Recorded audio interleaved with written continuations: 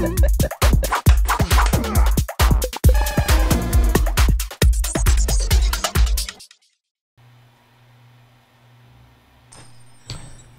while I was away, the Nonstop Knight killed 2,987 minions and advanced 2 floors. He's really non-stop. Look at him go.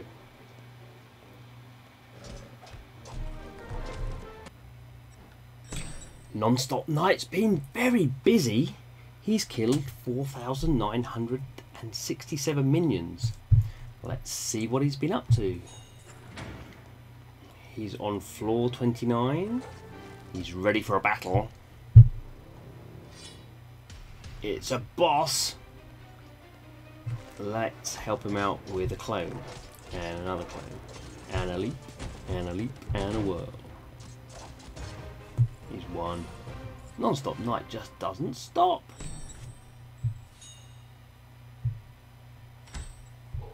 Let's have a look what we've got in our chest. We've got a scary mantle.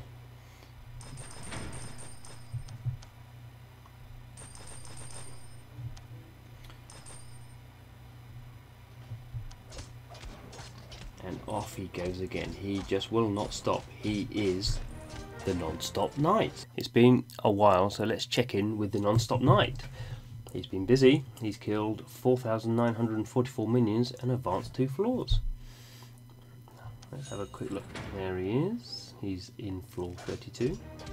There he's in action. He's ready for a boss battle, I think. Wonky Jaws is coming. Let's give him a clone and a clone, a leap and a leap and a whirl.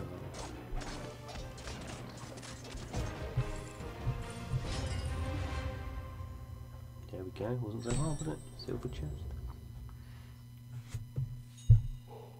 What we got? Let's have a look. We've got an unidentified knightly armour. Ooh, nice.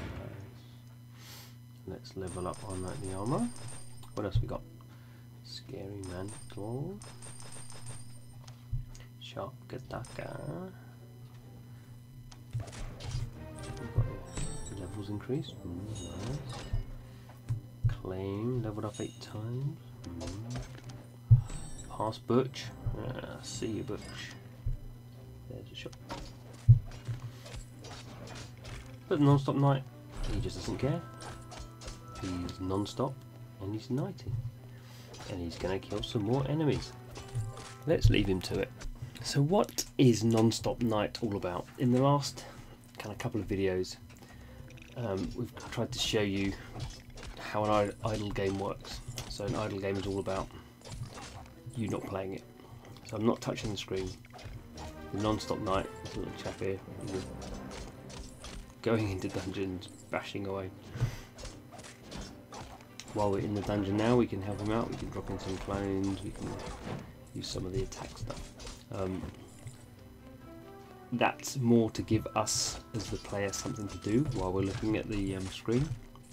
Because when we play games, we expect to have something to do. It's very alien to us to just watch gameplay happening, which we don't have any direct active control over.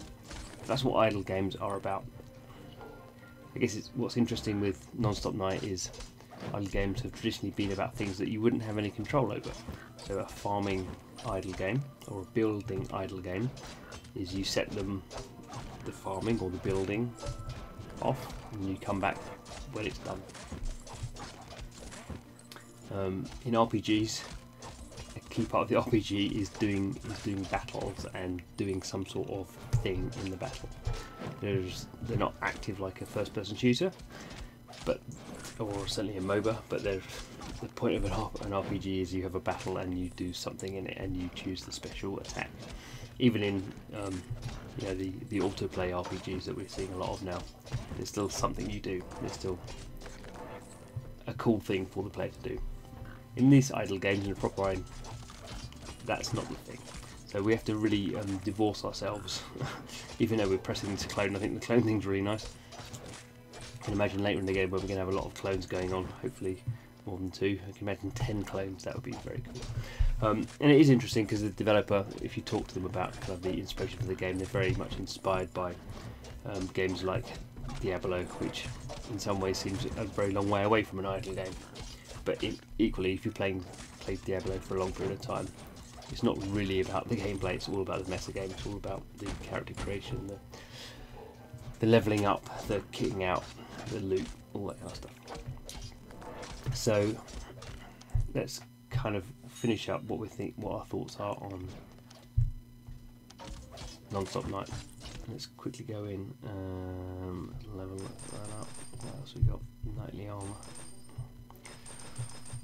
scary mantle. So a bit of meta game there. Now, really nothing we can do. Oh, we've got a boss battle. Let's go and do a boss battle. Again, that's something, I guess, which is this kind of balance of actually doing something in the game. I mean, obviously, it looks like Nonstop Knight's going to complete this one without me doing very much. Doesn't really need much help from this clone. Oh, bronze chest. What's that giving us? A chipping axe. Do I want a chipping axe? Yeah, but the sharp Kataka's much better, isn't it? Let's just sell it.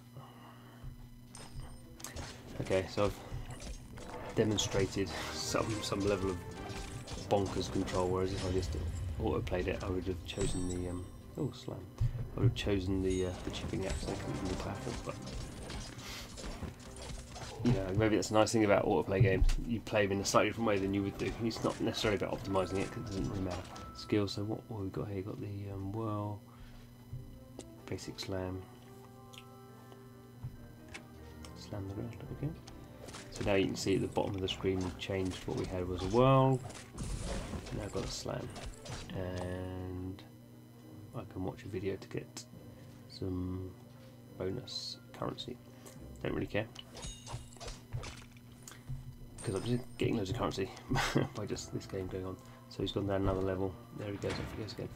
So it is interesting. I think to get a bit philosophical, in the West we've been very focused on gameplay and our history of growing up and playing console games, PC games, console games, same kind of thing really. Just I guess a different type of genre works on consoles to PC, but we've been very focused on gameplay. We've been very focused on, we start a game and we're kind of learning what it is, and obviously in most games you get better weapons, or the situation kind of progresses and you prove your skill by beating other players or beating the environment, and that's really not what's been the case in Asia, partly because of piracy. So games haven't been $50, beat them, here's an end story. The games, because of piracy, have been much more about the games are free, and then the experience is either very community based or very service based. And now we're seeing this come into not really the West, but coming into the global game playing kind of, use a terrible term, ecosystem. Games autoplay. This example has been used a lot, certainly by me, but kind of EA's Star Wars Galaxy of Heroes is the prime example, whereas a very high profile Western role-playing game that had autoplay in there, and they very carefully put that in because they looked to see what the trends were globally. Asia was a very big part of the mobile game market,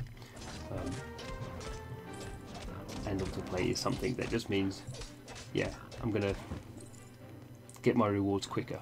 There's still lots of challenges in that game. There's still kind of, I mean, not really puzzles, but there's different ways you can play, different ways you can use the squad of characters, or different squads you can put together, different characters you've got in that game. It's a very different game to Nonstop Knight. But the wider point I'm making is autoplay is now a big part of mobile gaming, free-to-play mobile gaming, and I would suggest for most developers, if you're doing a game that can have autoplay put in it, the question is, why aren't you putting autoplay in there? There are some good reasons why you wouldn't necessarily put autoplay in all games, but I think that's becoming less and less. And idle games, the reason we're seeing, I think, a lot more idle games coming out from Western developers are because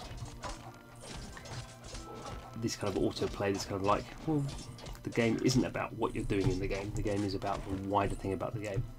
The game is about this thing flashing at the top of the screen saying battle ready. The thing is about leveling up and making a choice between, do I want to use the chipped axe or the sharp katana? These are the choices that we find interesting, particularly mobile, because mobile is just that very, we don't expect to sit there and play a mobile game for an hour. We may do, but in general we don't expect to do that. We expect to go in, play it for a certain number of minutes, but maybe come back 3 or 4 or 10 times during the day. Let's go and do a boss.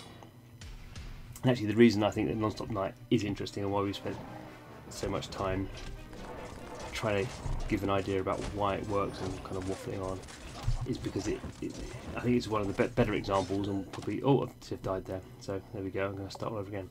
Oh, I've got to revive. Okay, I'm going to just continue. But that was quite an interesting kind of situation there where it was autoplay. I died. I'd never been playing the game and died before. That's suddenly now an interesting thing. That's more traditional, what we might call kind of Western gameplay kind of mechanic going on there. What we've got here, I think I'll stick with what I've got. Oh, so sell those.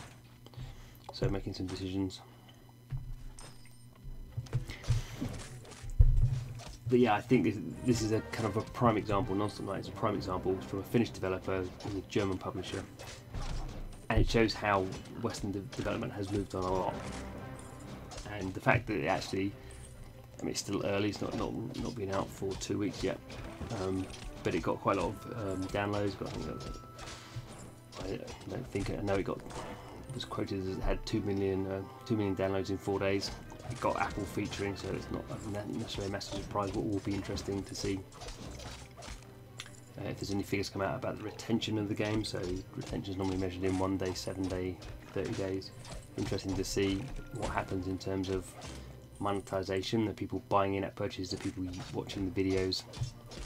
Again, that's information that only the publisher and developer will know. Maybe they'll tell us, maybe they won't. But I think this is kind of an interesting kind of, maybe, I don't know, maybe it's journalistic waffling, but there is a sea change in development, I think, now, and particularly where you have games where people aren't going to spend a lot of time in big chunks. They're going to spend a lot of time in small chunks over long periods of time. You just want a game that's not complex. You just want to come back in and go, yeah, Unite's done this, you've got some stuff, you can level up, you've probably got some new gear, you can probably do the boss level, and then go away and come back tomorrow. So let's just leave him going. That's what he wants to do. I mean, the other nice thing about the game, it is brilliantly named. Whoever came up with the name did a good job. Nonstop Knight. He's a knight and he just keeps going, and you didn't have to do anything. So there we go. If you've watched this video all the way through, well done. You win some sort of a medal for listening to waffly journalists talk about games. But we do like to talk about mobile games, free-to-play mobile games. So if you've watched this far, you probably want to subscribe to our YouTube channel because it's the kind of thing we do, and it's the kind of thing, if you've got this far, that you will want to listen to. So do subscribe. Thanks for watching, and yeah, keep an eye out. There's a few other idle games we know are coming out soon, so we'll be playing those as well. So that'll be the new thing, the new trend. You heard it here first.